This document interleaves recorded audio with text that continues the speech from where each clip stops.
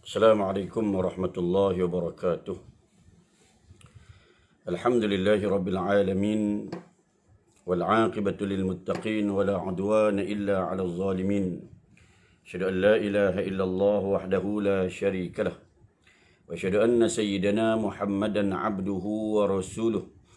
Allahumma salli ala sayyidina Muhammad wa ala alihi wa sahbihi wa man tabi'ahum bi ihsanin ila yaumiddin. Subhanaka la ilma lana illa ma 'allamtana innaka antal alimul hakim. Wa la hawla wa la quwwata illa billahil aliyyil azim. Allahumma rabbi shrah li sadri wa yassir li amri wahlul 'uqdatam min lisani yafqahu qawli. Qala Allah Ta'ala fil Qur'anil Karim. أعوذ بالله من الشيطان الرجيم يا أيها الذين آمنوا اتقوا الله حق تقاته ولا تموتن إلا وأنتم مسلمون يا أيها الناس اتقوا ربكم الذي خلقكم من نفس واحدة وخلق منها زوجها وبث منهما رجالا كثيرا ونساء واتقوا الله الذي تساءلون به والأرحام إن الله كان عليكم رقيبا يا أيها الذين آمنوا اتقوا الله وقولوا قولا سديدا يصلح لكم أعمالكم ويغفر لكم ذنوبكم ومن يطع الله ورسوله فقد فاز فوزا عظيما صدق الله العظيم. Alhamdulillah, syukur kita kepada Allah Subhanahu wa taala dipertemukan sekali lagi pada pagi yang berbahagia ini. Moga-moga Allah Subhanahu wa taala merahmati, memberkati seluruh kehidupan kita di dunia, lebih-lebih lagi di hari akhirat kelak insya-Allah. Suara clear. Baik, insya-Allah pada pagi ini kita sambung perbincangan berkaitan dengan beberapa perihal realiti kehidupan kita. Dan insyaAllah sebelum kita bincang berkaitan dengan sukan permainan di dalam Islam, sambungan kisah semalam sikit berkaitan hal binatang. Ada satu lagi benda yang saya nak sebut berkaitan dengan hal binatang ini. Kenapa Nabi SAW suruh kita bunuh cicak? Di rumah kita banyak cicak. Sebahagian rumah tak ada cicak. Sebahagian rumah banyak cicak.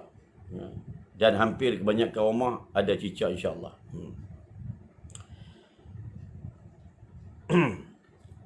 Baik, berkaitan dengan perihal bunuh cicak ini, beberapa hadis yang berisi suruhan membunuh cicak adalah hadis yang sahih daripada baginda Nabi SAW. Imam Al-Bukhari membawakan riwayat daripada Abdul Hamid bin Jubair bin Syaibah, daripada Sa'id bin Al-Musayyab, daripada Ummu Syarik, bahawa Nabi SAW memerintahkan beliau untuk membunuh cicak. Baginda SAW bersabda, ia pernah meniup api untuk menyalakannya ketika pembakaran Nabi Ibrahim AS. Dalam hadis riwayat Imam Muslim, Nabi SAW memerintahkan untuk membunuh cicak dan menyebutnya sebagai fuwaisiq, yakni haiwan perosak. Kedua-dua hadis ini adalah hadis yang sahih,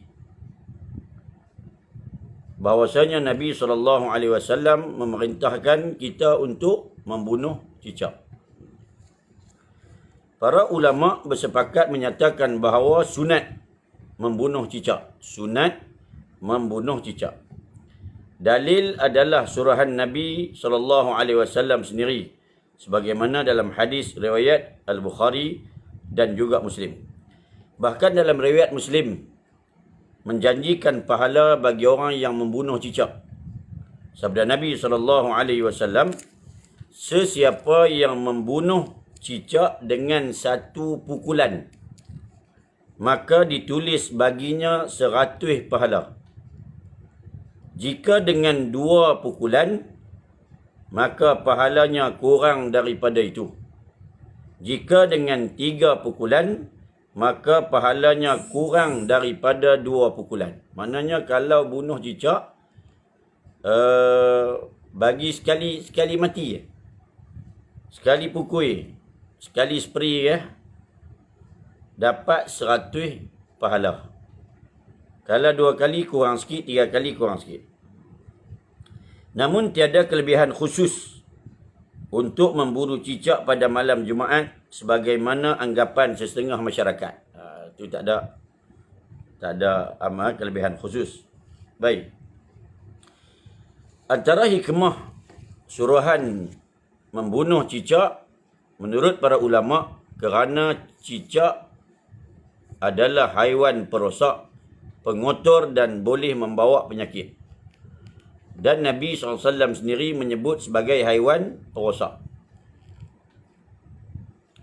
Maka cicak ni dia ada geng dia. Haiwan perosak seperti nyamuk, kutu, tikus, pijat, lipas. Semua haiwan ini digalakkan untuk dimusnahkan, dibasmi demi untuk kesihatan manusia.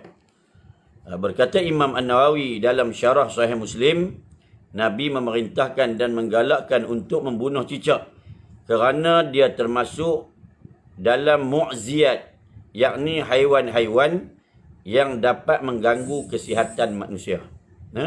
Ini galakkan bunuh cicak.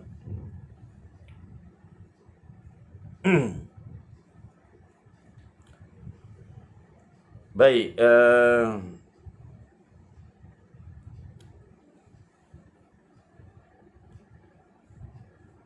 dalam satu riwayat lagi, sebagaimana yang kita sebut, riwayat Nabi menceritakan bahawa cicak pernah meniup api waktu pembakaran Nabi Ibrahim.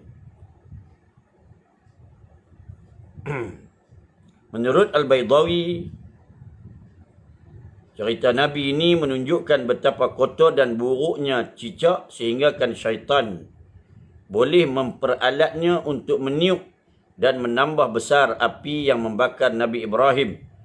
Demikian yang dinukilkan oleh Al-Munawi dalam kitab Faidul Qadir. Dia selain daripada dia jahat ni,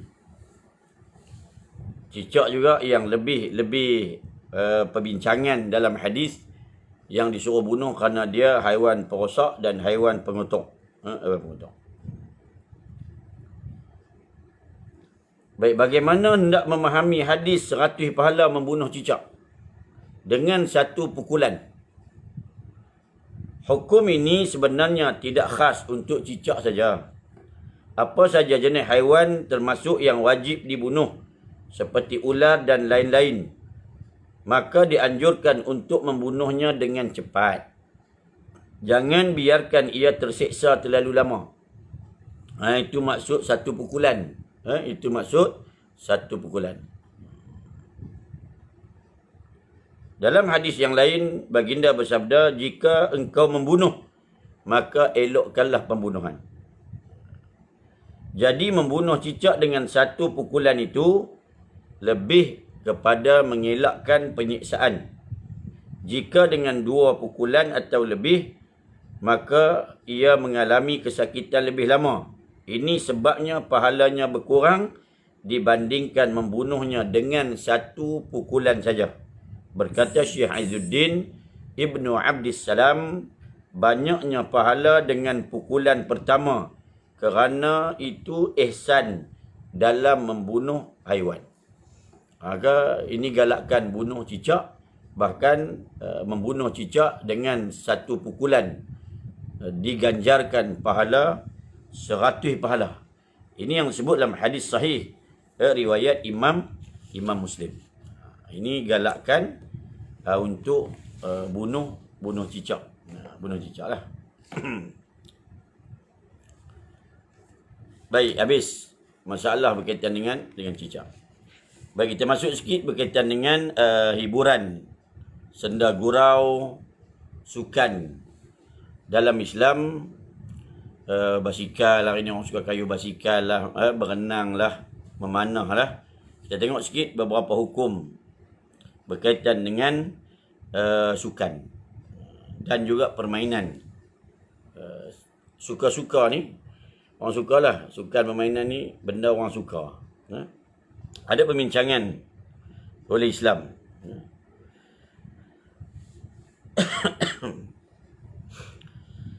Baik, hiburan selalunya difahami sebagai tidak senada dengan tuntutan Islam. Adakah Muslim mesti serius setiap keadaan?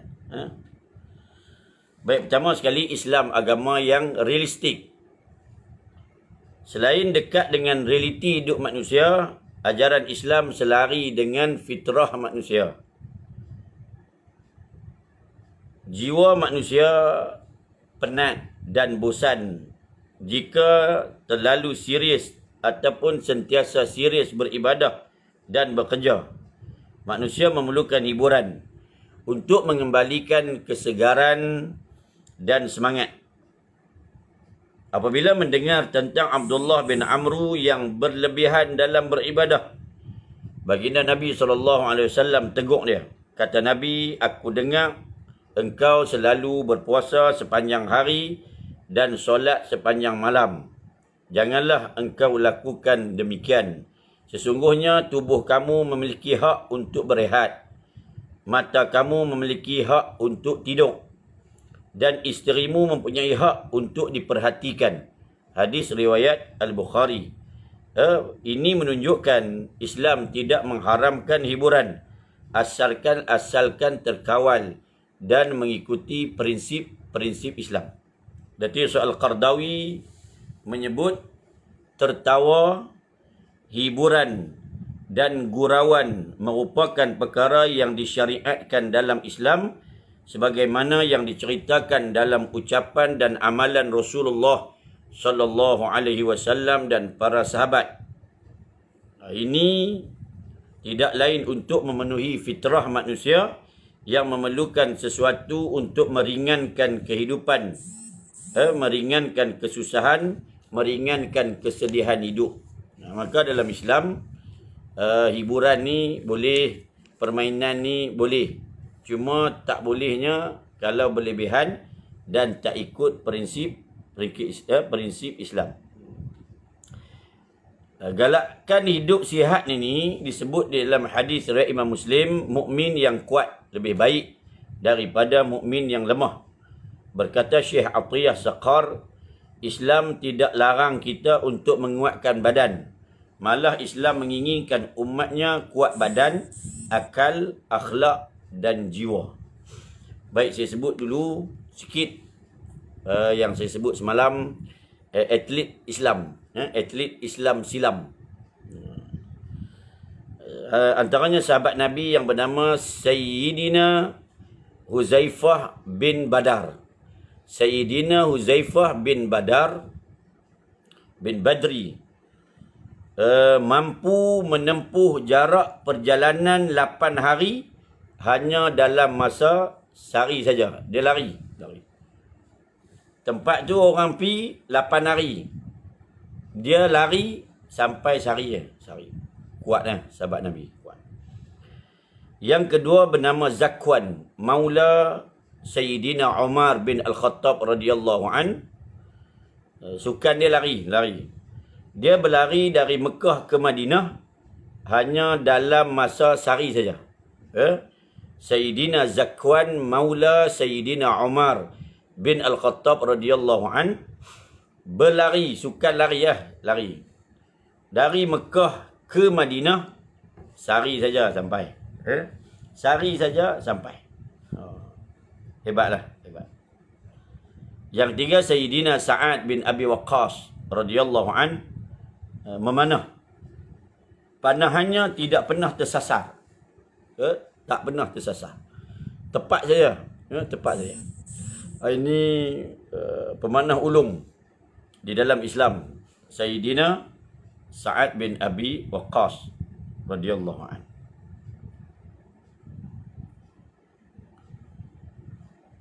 Sahabat Nabi Muhammad bin Al-Hanafiyah, orang terkuat dari Rom, pun tak mampu menggugat beliau daripada tempat duduknya.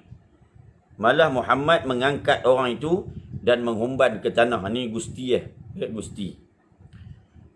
Orang zaman Nabi kuat-kuat. Kuat. Baik. Ini antara sukan lah. Nanti antara sukan di zaman Nabi SAW. Sebab tu ada yang sahabat Nabi pergi perang, lari ya. Orang lain naik kuda, naik unta. Dia lari sama laju macam kuda. Ini banyaklah kita boleh tengok riwayat daripada kisah sahabat Nabi SAW. Baik, ada kawan saya suka sangat bergurau, membuat orang tertawa dengan cerita dan gurauan dia. Apa hukum tabiat ini? Dalam Islam harus buat orang tertawa asalkan tidak melampau dan berlebih-lebihan. Kata Imam An-Nawawi, gurauan yang dilarang ialah yang melampau dan terlalu kerap. Perbuatan ini akan membuatkan orang tertawa, kerah hati dan melalaikan daripada mengingati Allah Subhanahu wa taala dan memikirkan perkara-perkara yang penting dalam agama. Perbuatan ini juga seringkali menjadi gangguan, mengakibatkan dendam dan menghilangkan wibawa. Nabi SAW bersabda dalam hadis riwayat At-Tirmizi, janganlah banyak ketawa. Sesungguhnya banyak ketawa boleh menyebabkan hati menjadi mati. Ketawa tu boleh, jangan berlebih-lebihan, boleh menyebabkan hati jadi mati. Hati jadi mati. Tambah perempuan pula, Allah mengilai dia, kacau. Dia ketawa ni, gelak tawa ni satu benda yang ada dalam diri manusia lah. Cuma adab ketawa ini tidak boleh terbahak-bahak, tidak terlalu kerap, tidak melampau. Terutama lebih-lebih lagi bagi orang perempuan lah. Bagi orang perempuan, adab dia lebih lagi lah. Tambah gelak. Dia punya gelak dia, satu ofis dengar. Kacau lah. Kacau. Baik. Berkata dari Syekh Al-Qardawi, Islam tidak melarang permainan dalam pelbagai bentuk. Bahkan Islam melihat sebagai sesuatu yang sangat diperlukan oleh individu dan kumpulan. Hukum permainan ialah harus, walaupun sekadar untuk menghiburkan diri, bersukaria dan ketawa. Namun Islam meletakkan prinsip. Baik, dia tengok sikit prinsip. Contoh permainan yang sangat berbahaya untuk diri sendiri dan orang lain. Contoh merempit, hukumnya haram.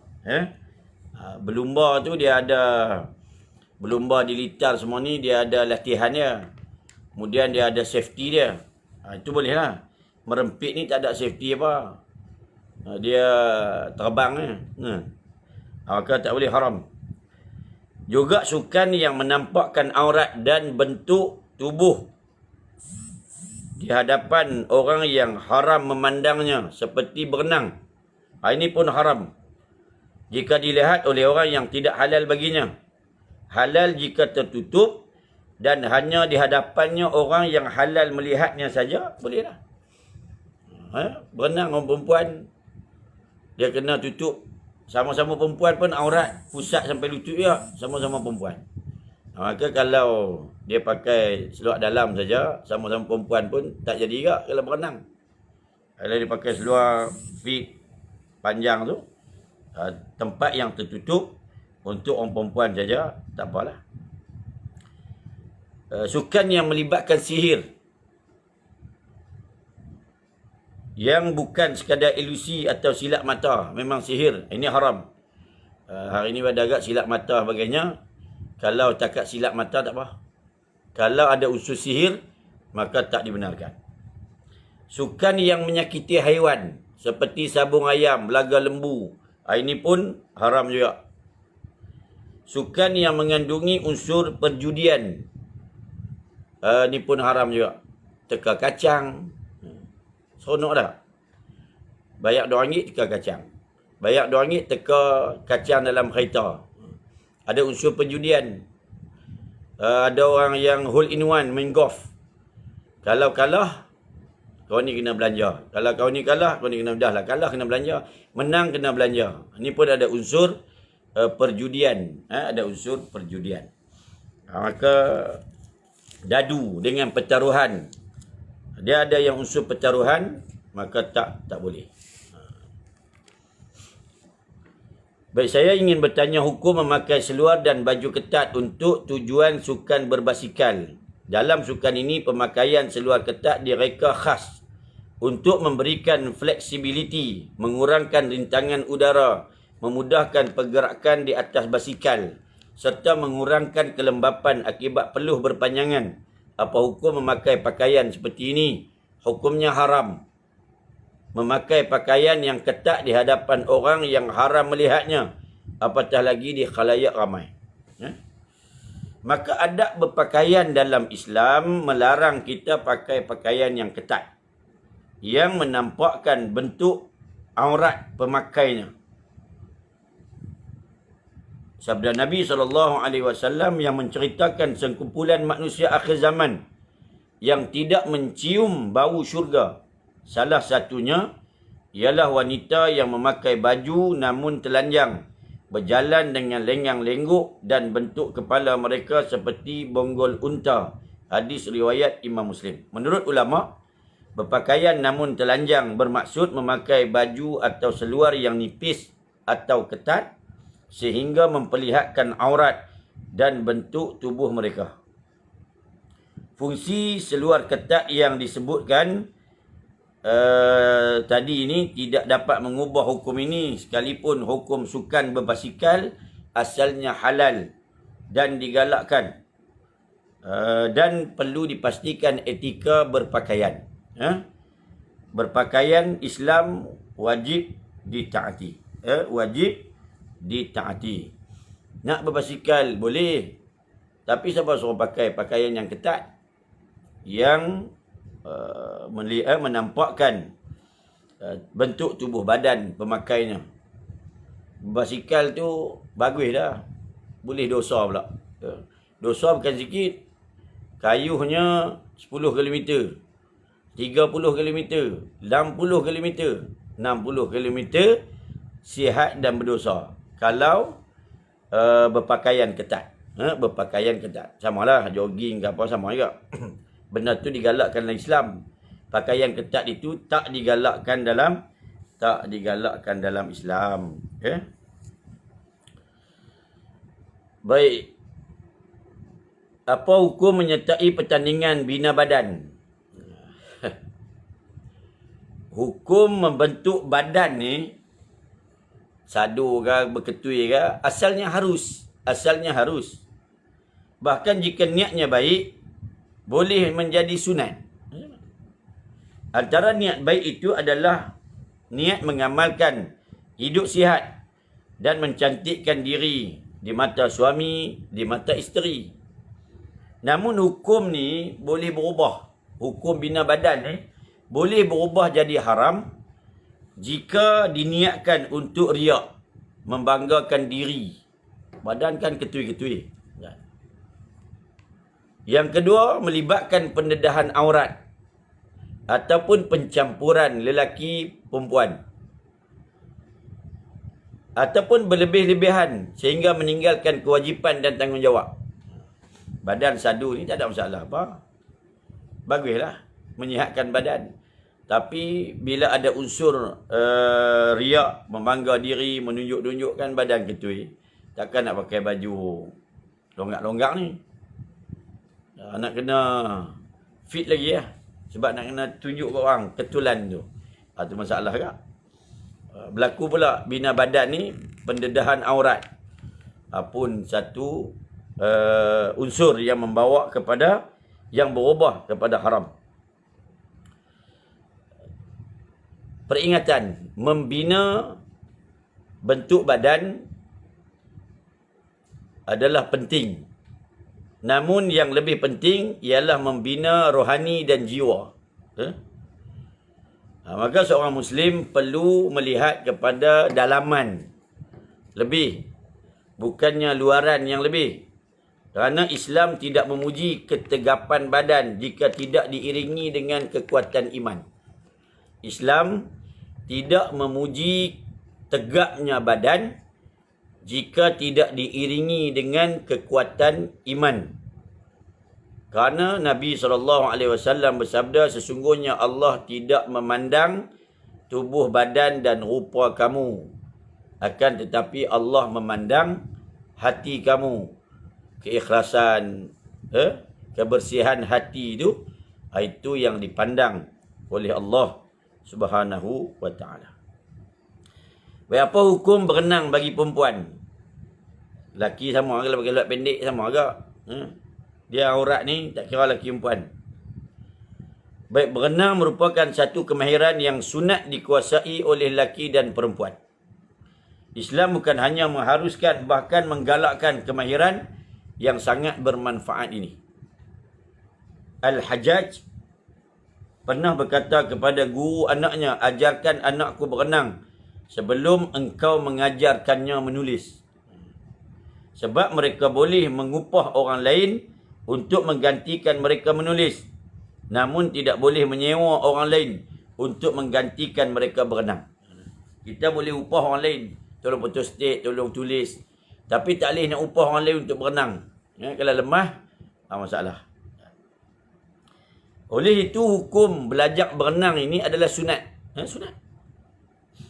Namun, mendedahkan aurat hukumnya haram. Maka kita mesti kena pastikan sukan berenang ini supaya tidak bertentangan dengan syarak. Kata Al-Qardawi, tiada larangan untuk wanita muslimah berenang dalam kolam tertutup, kolam renang khas untuk wanita, atau dilakukan pada masa yang dikhaskan bagi wanita saja. Maka boleh berenang di pantai dan di tempat-tempat yang tiada kaum lelaki. Semua ini dengan syarat mereka menjaga aurat agar tidak terdedah dan tidak mengirimkan gambar mereka kepada kaum lelaki ataupun untuk tatapan umum. Hari ini zaman Facebook, zaman Instagram, zaman Twitter, zaman medsos ni, dia berenang ke apa ke, dia akan kena cerita kat orang. Kena cerita dekat orang, kena buh dekat Facebook, kena buh kat Instagram. Gamak berenang lah apalah. Yang tak tutup aurat tu jadi masalah. Itu jadi permasalahan yang besar.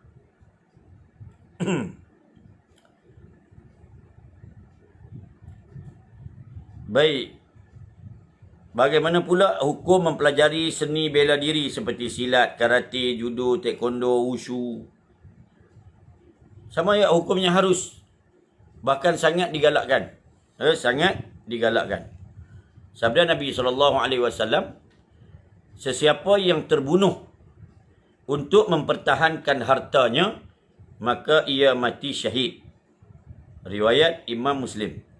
Maka membela diri satu kemestian. Islam menggalakkan kita mempertahankan diri, mempertahankan agama, mempertahankan harta dan mempertahankan kehormatan.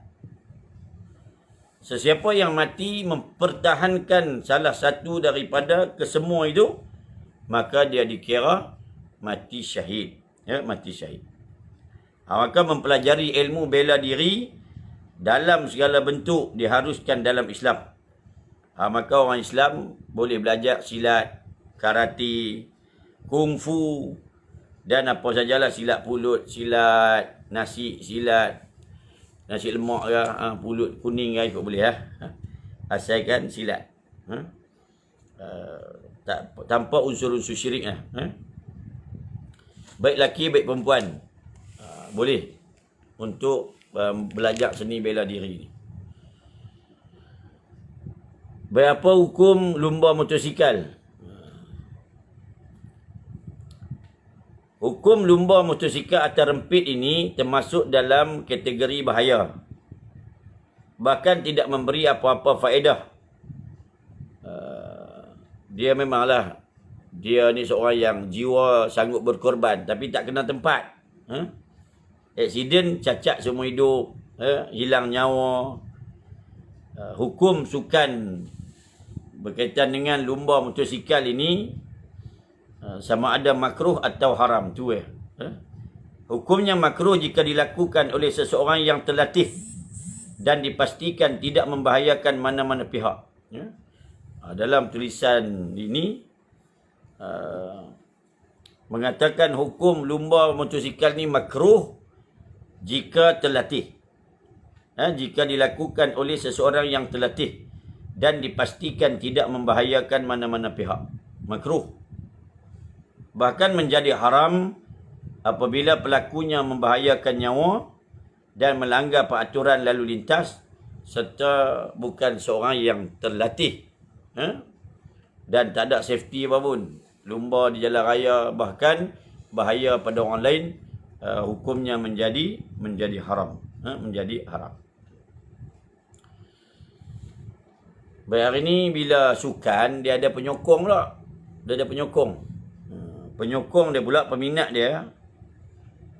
Apakah hukum menjadi penyokong kuat pasukan bola sepak dalam negara, luar negara, sehingga membazirkan duit, melalaikan kewajipan sebagai Muslim? Ni pun satu benda yang kita kena tengok ialah, dia minat bola ni, minat apa ke? Beli segala apa saja yang melibatkan pasukan bola je lah. Kadang bukan beratus, bahkan beribu-ribu. Islam membenarkan hiburan dan permainan, namun mesti dalam had yang terkawal dan tidak melampaui batas.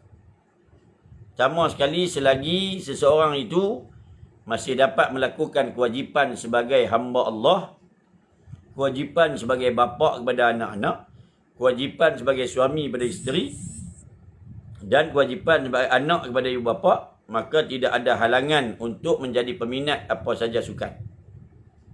Tapi dia punya sukan dia kepada fanatik, kepada sebuah pasukan sukan, hingga mengabaikan kewajipan sebagai hamba Allah, mengabaikan kewajipan seorang ayah pada anak. Sibuk dengan ni sampai anak tak dijaga, terabai kewajipan sebagai suami kepada isteri, kewajipan sebagai seorang anak kepada ibu bapa. Kalau sampai macam tu, dah melampaui batas lah.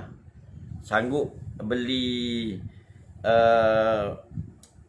peralatan sukan lah, apa yang melibatkan pasukan sukan lah, tapi kedekut bakhil untuk anak isteri, duit bulanan pun dicatunya, buku anak-anak sekolah pun kedekut, tapi beli baju pasukan bola sepak beratus. Ni dah merepek. Ini nak kena debit ni. Anda melampau. Juga termasuk dalam kategori melampau ni, yang menjadi pasukan fanatik sehingga menghina, mencemooh, memusuhi pasukan penyokong kumpulan lain, dan sikap melampau yang membawa pada provokasi sampai bergaduh. Ini haram. Ini haram, bahkan dibenci oleh agama kerana dah melampau dalam menyokong sukan hingga melampaui batas. Baik, hari ni dia tak kata main bola pula, dia minat video lah. Permainan video. Ini pun satu permainan juga. Video game. Video game. Ini pun satu hal. Kata Al-Qardawi, hukum asal permainan video gambar, video game ni harus. Namun mesti dipertimbangkan kajian semasa. Kalau bawa mudarat, tak boleh.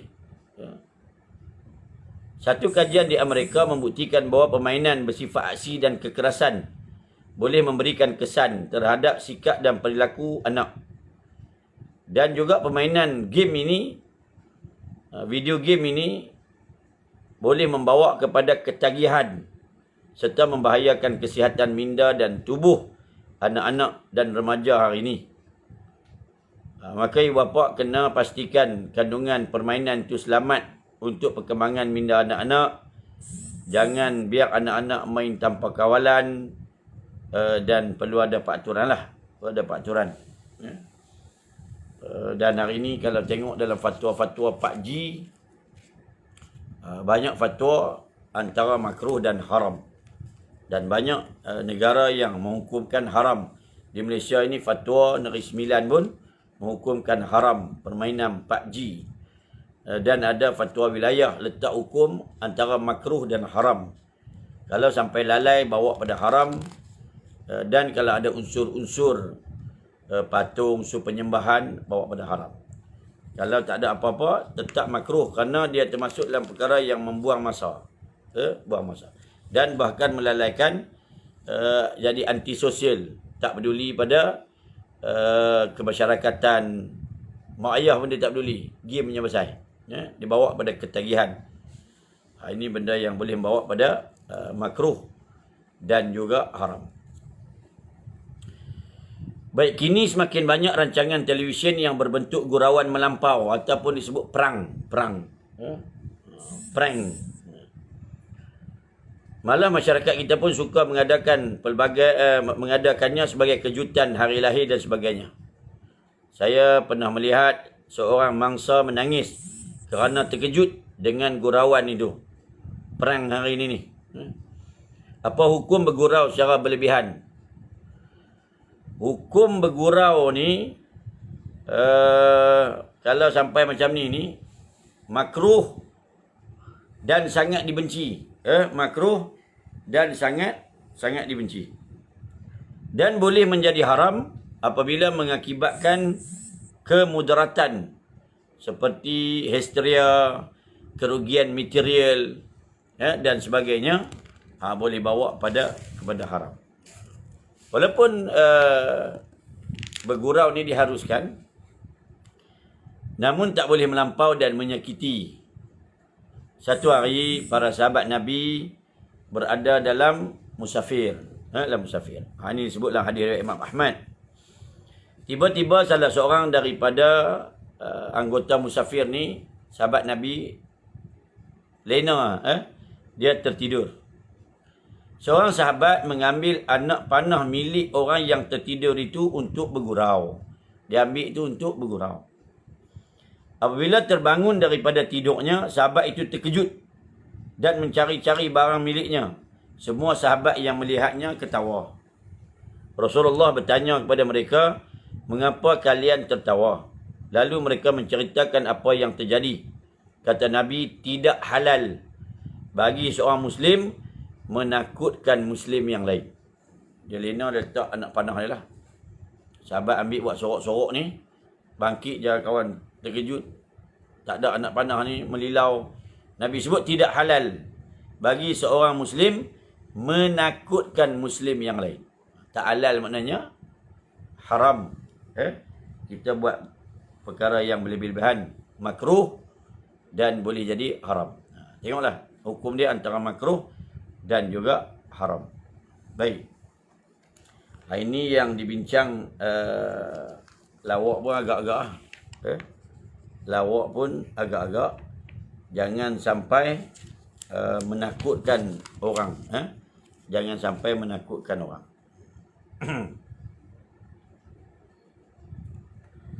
Ini ada satu lagi ni. Saya ada seorang kawan yang sangat suka bergurau dan mempersendakan apa-apa yang dilihat. Pernah satu ketika dia mempersendakan ayat Quran. Apa hukum dia?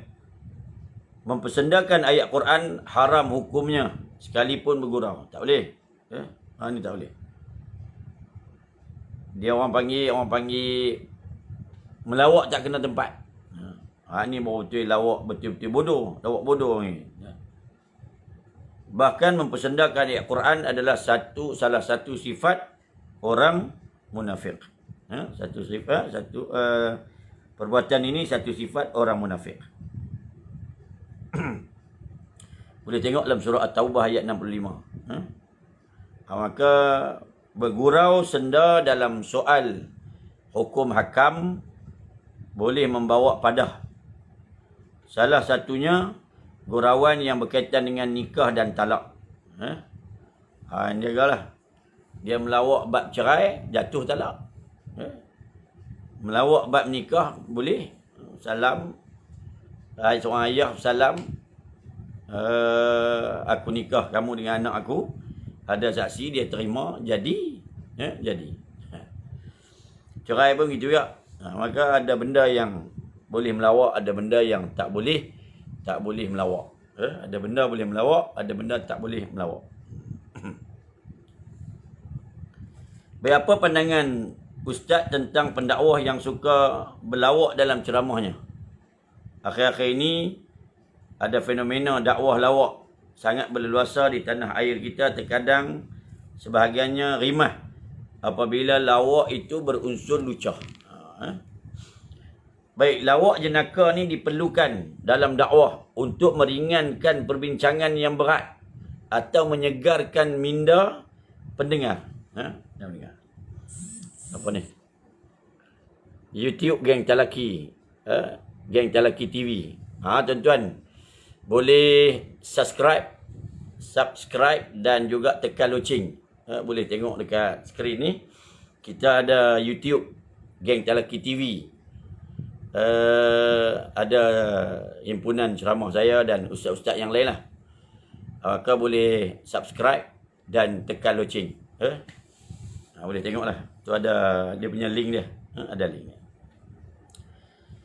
Baik, ceramah lawak jenaka, pendakwah yang suka buat lawak ni boleh.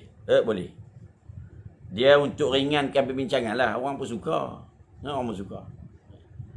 Dan dia boleh menyegarkan minda pendengar. Ini pun satu teknik untuk menarik audien. Namun mesti ada mesej dalam lawak itu. Ni daripada bagi salam sampai habis lawak. Gelaklah kiki sejam. Tanya jadi ceramah apa? Tak tahu. Isi pun tak ada. Lawak saja. Ini kacau ni, kena masuk rancangan lain. Dengan lain. Maka para ulama mengatakan biarlah lawak dan gurauan itu dalam kadar yang terkawal dan tidak berlebih-lebihan. Bahkan berilmu. Dengar kata-kata ni. Kata Sayyidina Ali bin Abi Talib, masukkanlah gurauan dalam ucapan sebanyak garam dalam makanan. Boleh masuk lawak ni dalam ucapan kita sekadar garam dalam makanan. Kalau sikit sangat, tak terasa. Kalau banyak sangat, terlebih masin, dah tak boleh makan. Makanan ni tak boleh makan. Dia lawak ni sekadar sebanyak garam dalam makanan. Itu je. Cerita atau kata-kata lawak yang lucah dianggap sebagai sesuatu yang berlebihan. Apabila lawak telah melebihi kadarnya, maka sesuatu ceramah agama itu hakikatnya telah lari daripada matlamat. Dan hal ini tidak dibenarkan oleh agama. Tapi kalau memang dia mengajak bab nikah kahwin, maka nak kena sebut juga lah. Dia tu bukan lucah. Yang tu ilmu. Tapi kena pandai urus lah. Dari segi contoh dan sebagainya. Maka Islam bagilah. Ceramah lawak ni boleh. Syok juga. Tak ada lawak macam saya ni. Orang mengantuk pula. Tapi nak buat macam mana? Dia tak apa nak reti melawak pada agak. Tapi pastikan dalam ceramah dan pendakwah ini ada ilmu dalam ceramah tu, dalam kuliah tu. Jangan berlawak aja. Langsung tak ada ilmu, langsung mesej tak tahu nak sampaikan apa. Lawak sampai sejam. Ini rugi. Ini rugi. Manfaat tak dapat. Gelak aja. Kacau. Baik. Siapakah ulama terdahulu daripada kalangan salafus soleh yang suka bergurau? Atau adakah mereka semua serius belaka? Nak tahu tak? Baik, karakter ulama ni berbeza-beza mengikut pembawaan lah.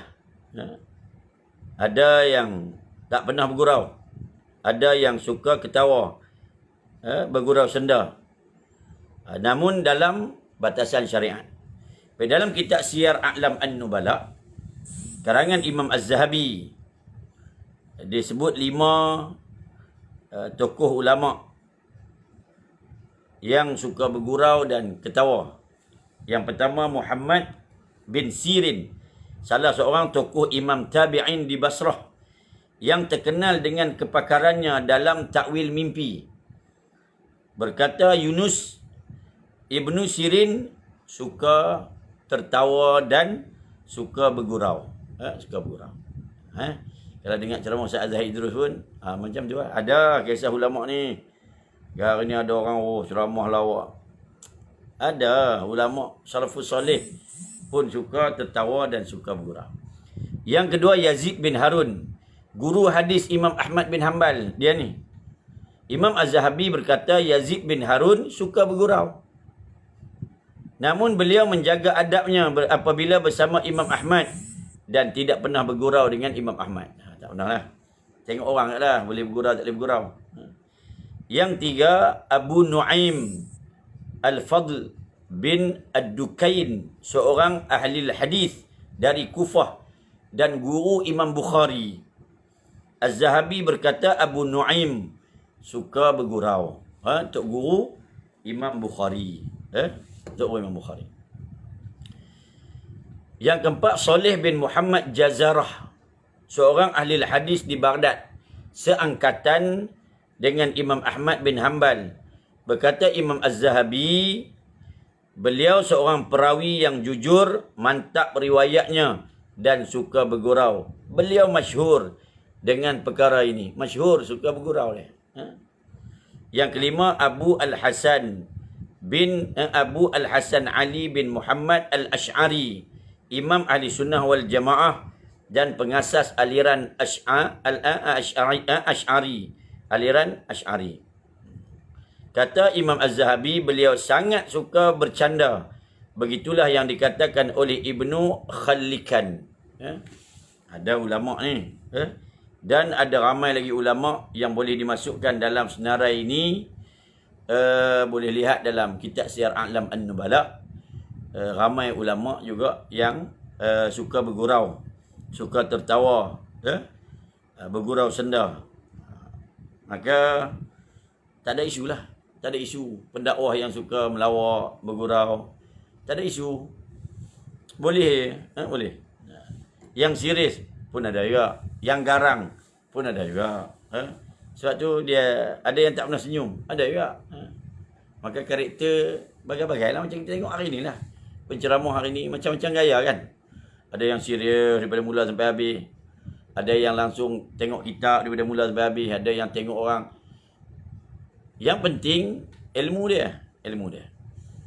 Memanglah karakter. Tapi karakter ni pelbagai. Setiap orang tak sama. Karakter berbeza-beza. Namun demikian yang utamanya ialah ilmu dia. Kadang-kadang yang serius, ilmu bersepah-sepah yang kita boleh sedut. Yang kadang lawak, dah tak boleh apa. Tak boleh apa langsung. Pun satu juga. Pastikan lawak dalam kuliah ke apakah, lawak berilmu. Lawak yang berilmu. Apabila keluar saja filem-filem hantu di pawagam, para peminat berpusu-pusu membeli tiket untuk menonton. Apakah hukum menonton filem hantu ni? Para ulama mengatakan makruh hukumnya, kerana mengandungi unsur-unsur khurafat yang meninggalkan kesan buruk dalam minda penonton. Tiada istilah hantu dalam Islam ni. Setiap orang yang telah meninggal dunia, maka ruhnya tidak lagi berada di alam dunia. Ruh tersebut telah memasuki alam barzakh untuk mendapat nikmat kubur ataupun azab kubur. Cerita seram selalunya mengandungi istilah yang bukan berasal daripada akidah Islam, seperti pocong, pontianak dan lain-lain. Tidak dinafikan Islam memang mempunyai konsep jin, syaitan, iblis. Namun makhluk ini tidaklah seperti mana yang digambarkan dalam cerita-cerita filem ni. Sebab tu menonton cerita seram ini tidak memberikan faedah dan kebaikan, malah melahirkan ketakutan dalam hati. Kesannya bila tiba waktu malam, penonton tadi ni jadi takut dah. Islam ajak suruh jadi berani. Ya? Kita pula sebahagian ajak anak kita jadi penakut. Sebab tengok filem hantu. Makruh. Makruh. Dia tak ada manfaat sangat. Tak ada manfaat. Buat filem lain lah. Buat filem yang bermanfaat. Yang ada unsur jihad, keberanian. Unsur yang membawa kepada percambahan minda. Buat filem-filem canggih dengan teknologi ada hari ini sebagainya. Banyak ni filem boleh buat. InsyaAllah. Apa hukum menghadiri konsert muzik Islam seperti nasyid dan lagu-lagu berunsur keislaman?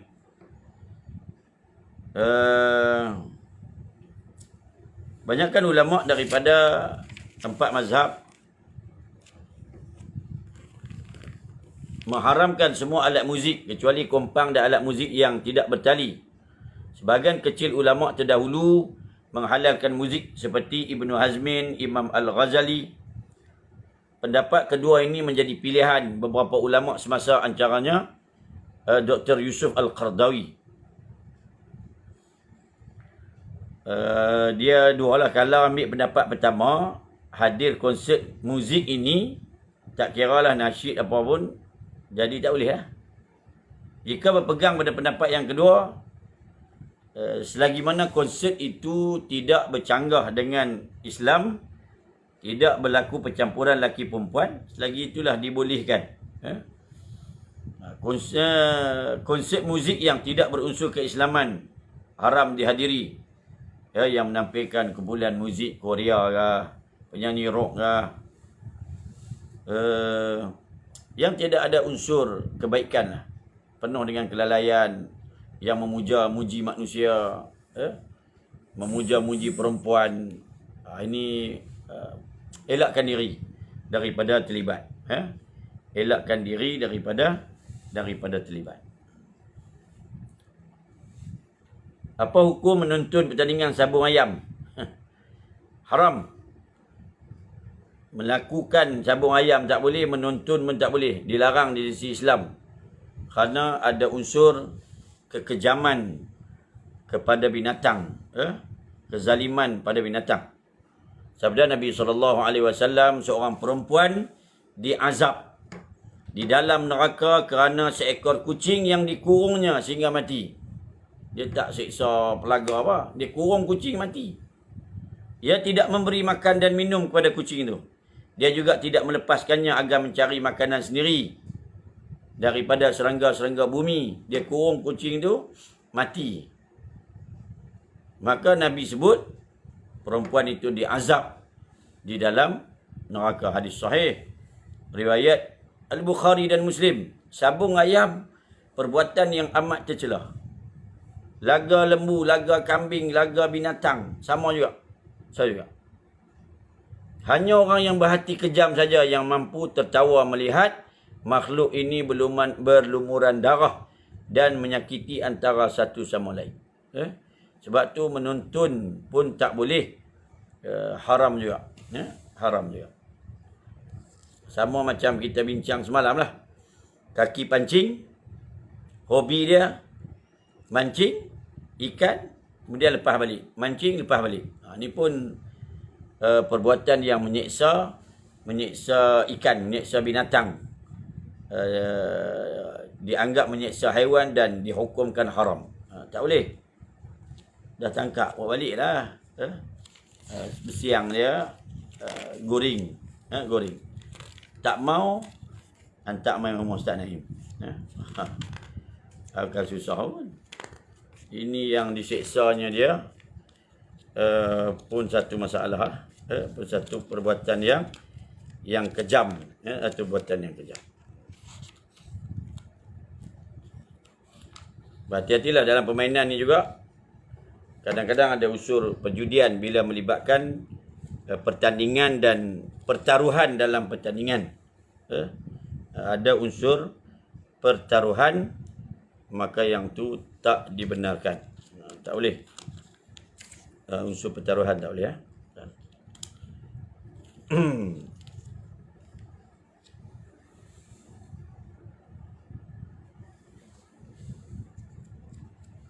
yang menulis ni? Oh, Alhamdulillah. Tuan Muhammad Afandi. Oh, rajin sempat dia. Pahala banyak, pahala banyak. Sebarkan lagi kuliah kita ni dengan tulisan pula. Ini tulisan. Baik, hari ni ada orang suka yoga. Beribadah merupakan aktiviti rutin. Kadang-kadang dia menyertai senaman yoga. Yoga ni haram kerana terdapat unsur mentera, kepercayaan dan pemujaan yang berasal daripada agama lain. Ini ada dibincangkan dalam Majlis Fatwa Kebangsaan bagi Hal Ehwal Agama Islam kali 83 pada 22 hingga 24 Oktober 2008. Memutuskan amalan yoga tidak sesuai dan boleh merosakkan akidah seorang Muslim. Maka sebagai seorang Muslim yang berpegang teguh dengan akidah Islam, hendaklah mengelak daripada bentuk amalan dan senaman seumpama ini. Ini saya baca fatwa lah. Dalam kajian terperinci selama 2 hari, 22, 23, 24, 3 hari perbincangan berkaitan dengan yoga ni, difatwakan haram dalam Majlis Fatwa Kebangsaan Malaysia. Ini berkaitan dengan yoga, dengan yoga. Cukup dah. Pukul 8. 8 dah. Baik, cukup tu. Untuk hari ni. Untuk hari ni cukup setakat tu. Dan insyaAllah kita akan bincang lagi. Kalau ada kekeliruan berkaitan dengan hal ehwal sukan ke apa, boleh WhatsApp ke apa, insyaAllah kita bincang semula. Tadi kita ada sentuh bab pakaian lah. Bab pakaian. Jogging, senam aerobik, berenang, semua tu boleh. Tapi jaga pakaian. Jaga pakaian dan jaga dari sudut pergaulan. Laki perempuan sebagainya. Pakaian ketat apa semua ni, hukum yang haram lah. Hukum tak boleh. Tak boleh. Islam bagi sukan, tapi tolong jaga dari sudut pakaian. Jogging ke apa ke, jaga pakaian. Jangan sampai sihat tetapi berdosa. Sihat dalam keadaan 2 jam 3 jam berbasikal, 2 jam 3 jam jogging, sihat tetapi berdosa. Berdosa. Itu jagalah dan berhati-hati. InsyaAllah kita sambung lagi akan datang lah. Ada yang minta berkaitan dengan bab mancing, kaki mancing, hukum hakam mancing. InsyaAllah kita tengok sikit lah. Malam ni ke esok ke. Semalam ada urusan sikit. Minta maaf lah, tak sempat kuliah semalam. InsyaAllah kita akan tengok lagi hukum hakam yang lain dalam kuliah yang akan datang, insya-Allah. Bismillahirrahmanirrahim. Alhamdulillahirrabbilalamin. Wassalatu wassalamu ala rasulina al-amin wa ala alihi wa sahbihi ajma'in. Radina billahi rabban wa bil islami dina wa bi Muhammadin sallallahu alaihi wasallam nabiyyan wa rasula. Allahumma ighfir lana dhunubana wa liwalidina warhamhum kama rabbawna sighara. Allahumma ighfir lana dhunubana wa li ikhwanina alladhina sabaquna bil iman wa la taj'al fi qulubina ghillan lil ladzina amanu rabbana innaka ra'ufur rahim. Allahumma bika asbahna wa bika amsayna wa bika nahya wa bika namutu wa ilayka an-nusyur. Asbahna ala fitratil Islam wa kalimatil ikhlas wa ala dini nabiyyina Muhammadin sallallahu alaihi wasallam wa ala millati abina Ibrahim hanifan wa ma kana minal musyrikin. Allahumma shfi mardana warham mautana. Allahumma inna na'udzu bika minal hammi wal hazan wa na'udzu bika minal ajzi wal kasal wa na'udzu bika minal jubni wal bukhli wa na'udzu bika min ghalabati ad-daini wa qahri rijal. اللهم عافنا في بدننا، اللهم عافنا في سمعنا، اللهم عافنا في بصرنا، لا إله إلا أنت. اللهم إنا نعوذ بك من البرص والجنون والجذام ومن سيء الأسقام. اللهم ربنا آتنا في الدنيا حسنة وفي الآخرة حسنة وقنا عذاب النار.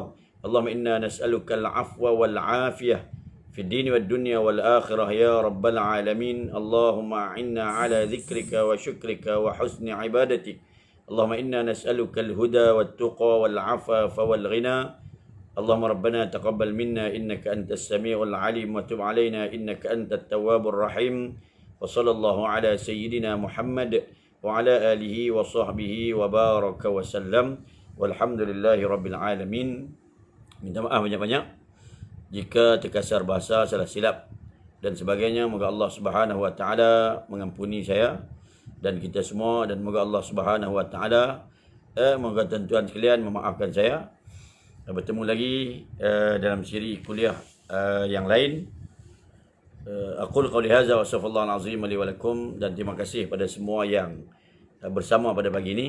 Orang kampung saya pada ni Muhammad Syafi'i, SU Masjid Kampung Paya Besar, Kuala Ketil, Ustaz Asmadi Abdullah pada dan ramai ni. Soalan tak ada, alhamdulillah tak ada soalan lega. Tak ada soalan paling bagus. Baik, terima kasih semua. Wassalamualaikum warahmatullahi wabarakatuh. Subhanakallahumma wa bihamdika asyhadu an la ilaha illa anta astaghfiruka. Bismillahirrahmanirrahim. Wal 'asri innal insana lafi khusr illa alladhina amanu wa 'amilus salihat wa tawasaw bil haqqi wa tawasaw bis sabr. Wassalamualaikum warahmatullahi wabarakatuh.